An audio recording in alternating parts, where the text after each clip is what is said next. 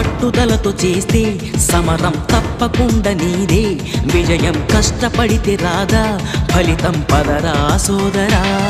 నీ ధైర్యం తోడై ఉండగా ఏ సాయం కోసం చూడక, నీ ధ్యేయం చూపే మార్గంలో పోరా సూటిగా. ఏ నాడు వెనకడుగేయక, ఏ అడుగు తడబడనీయక, నీ గమ్యం చేరేదాకా దూసుకుపోరా సోదరా.